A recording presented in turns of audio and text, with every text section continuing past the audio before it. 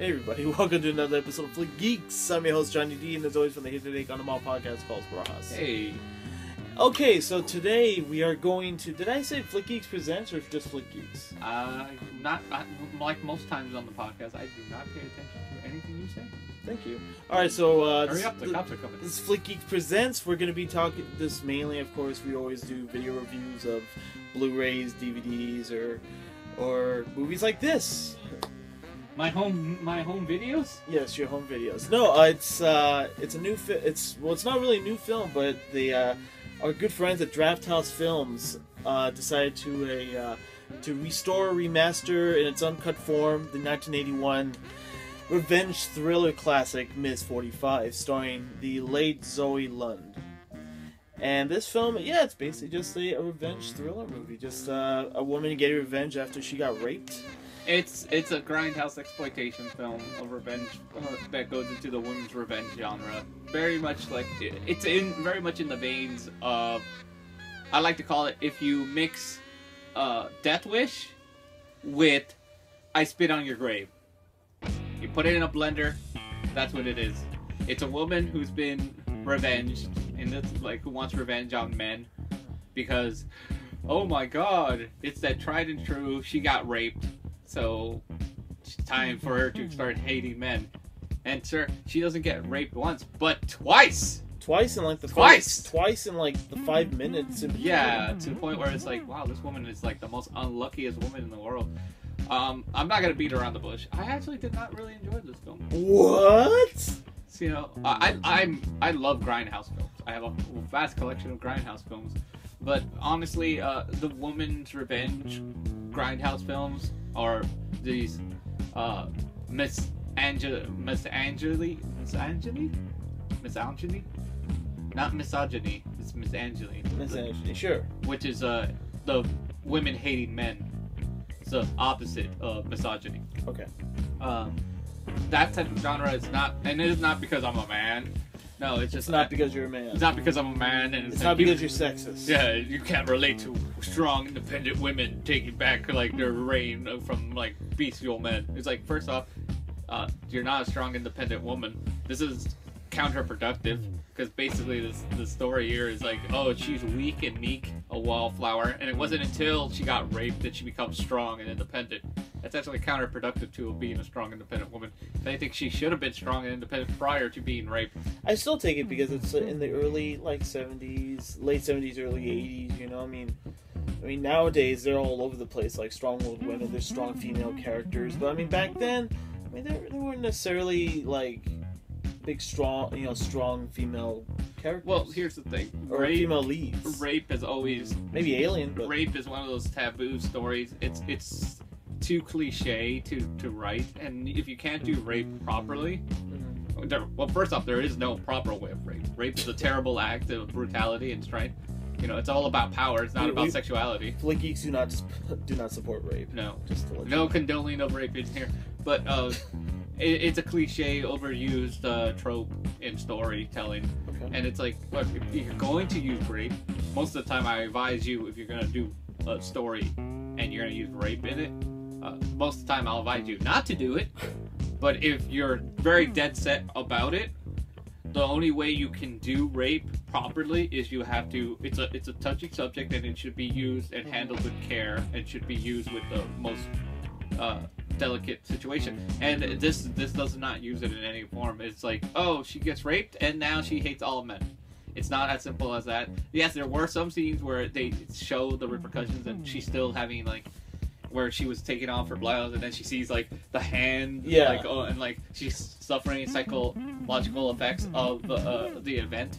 Yeah. But it's kind of brushed off to the point where it's like, now she hates every man. Now she's crazy. Yeah. So I went from, we don't sympathize with this character, and that's one of the problems. You're supposed to sympathize with the victim. Yeah. You end up not caring for the victim because you end up you go from sympathetic character to, well, she's a crazy psycho bitch. Right. And, you know, it's like there's nothing likable traits about her. It's like, well, do you not like her? Because she's a victim. It's like, she's one-dimensional. Like, another reason, like, she's mute. you make the character mute, so she can't talk, which is an interesting way of doing stuff with the concept, but it never really fully pans out. I mean, truthfully, I feel like the other reasons why they have people, they have actresses, perform mute, is mainly because they're not good actresses or actors. Because first off, this Zoe Lund, she this was her first movie, and she was like, I think 17 going on 18 when the movie came out, when the movie was being made. So and she was a model, before she did this. So, Well, there's a lot of models that can't have turned into actresses and have actually become actual really well established actresses. I guess so, because she actually, Zoe Lund, before she passed away, she actually wrote Bad Lieutenant, the Harvey Keitel movie, which is also directed by Abel Ferreira, what was it? Abel Ferreira, who also directed Ms.45. So I'm guessing they had a good working relationship. She actually became something. On a synopsis, she was an actress, musician, and screenwriter. So didn't Nicolas Cage remake Bad Lieutenant? I think you're talking about It's a Different Bad Lieutenant. Okay. But that's off topic though. Yeah. So anyway, you didn't like it? No, sadly, it was not that much.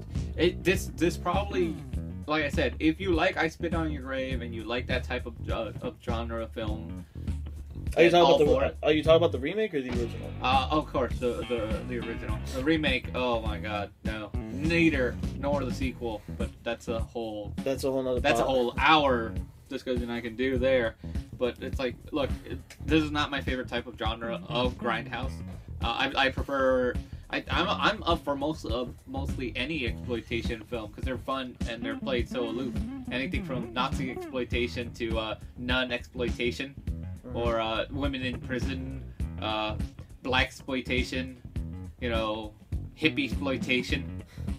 They're real. Kung Fu, Bruce exploitation. I've heard those. the 7 Deaths of Bruce Lee. Those, you can't get enough of those exploitation films. But this one, it's always that dark, gritty genre like exploitation film that even I have my problems with. Right. But to each their own, you didn't like this music that's playing right now? A little funky kind of music. But at the end of the day, after you hear so many Grindhouse films, it's like, it's not as memorable as other ones. It's just tired derivative. It sounds like it is. First off, it's really short. It's like an hour and 20-minute movie. Yeah. And it just taxed it. It dragged on, honestly, at a certain point. I know it's short, but like...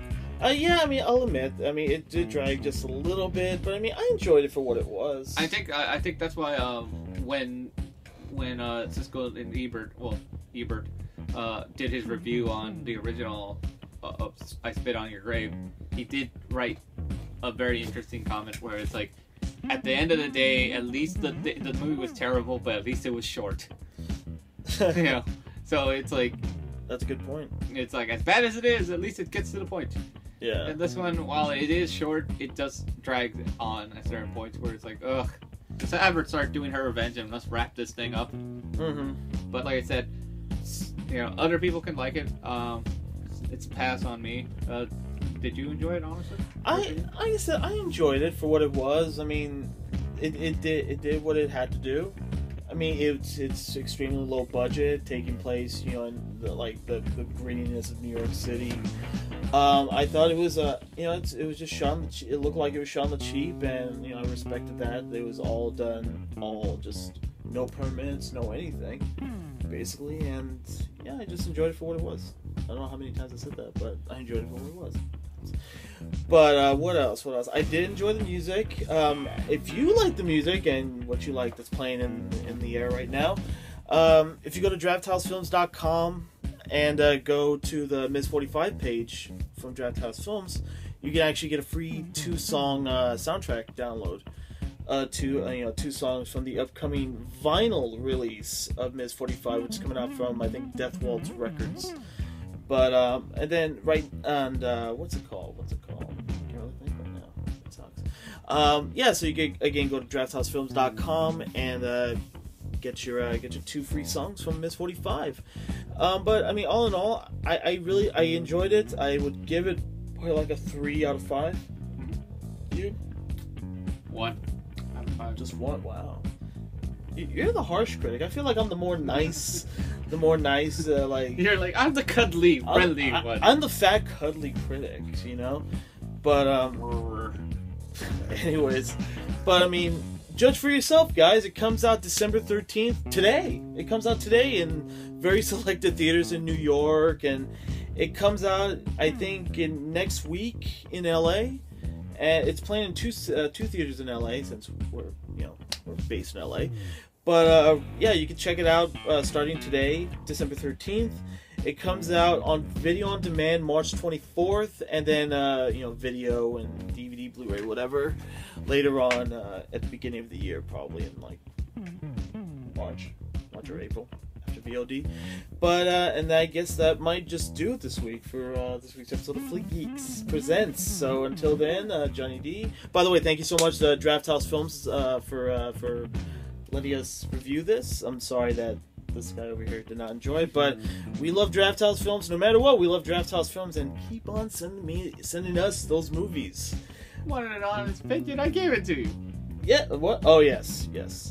Hopefully the next film they'll be reviewing for Drafthouse. Can't win them all, sir. But you definitely can't win them all. But I think the next one we might be reviewing is so we don't have. We'll get it when we can. Yes, we get it when we can. Actually, we can for one split second. Yes, our next film hopefully will be A Field in England. We don't know what it is about, but it sounds like it's going to be a field in England. Probably. But again, until then, Johnny D calls Barajas saying, what do we say? I won't have none about that.